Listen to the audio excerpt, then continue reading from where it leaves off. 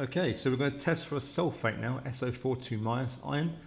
And the way we do that is, first of all, we add nitric acid, because basically we're eliminating the possibility that there's a carbonate. Lots of solutions contain small amounts of carbonate, and carbonate can give you a false result when you test for sulfate, because carbonates also react with barium chloride. So by adding the nitric acid first, we remove any carbonate, and then the only thing that's left to react with the barium chloride will be the sulfate ion. So this is my suspected sulfate.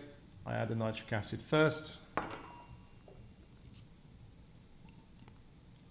there's no bubbles there, so probably, if there was any carbonate, it wasn't very much. And now I'm going to add the barium chloride. Now if this is a sulfate that I've got, I should see a white precipitate form. So let me just get this in the right position for you to see.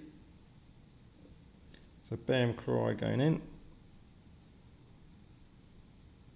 I think you can clearly see there, there's a white precipitate. So just put a bit behind that. See a bit better there, a bit clearer. Okay, so it's on the top because it's not really mixed yet. If I get a bit of a shake. There we go. Got the suspension of the precipitate. That's not a solution. I can't see through that. You can quite clearly see that the white precipitate is blocking out the black background. It's not a white solution. It is a white precipitate. The solid is very fine parts that are dispersed through there.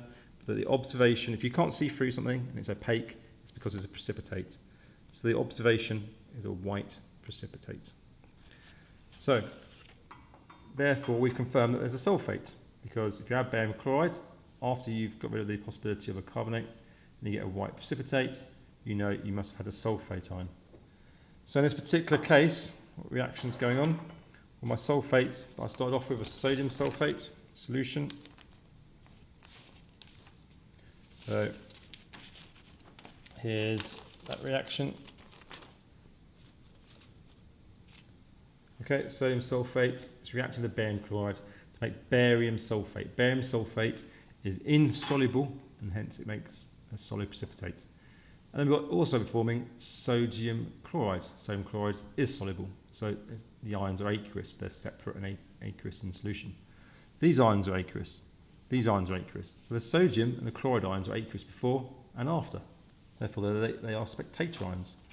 And if we take them out, we're left with the ionic equation, just the business end of the reaction of what's actually changing and reacting.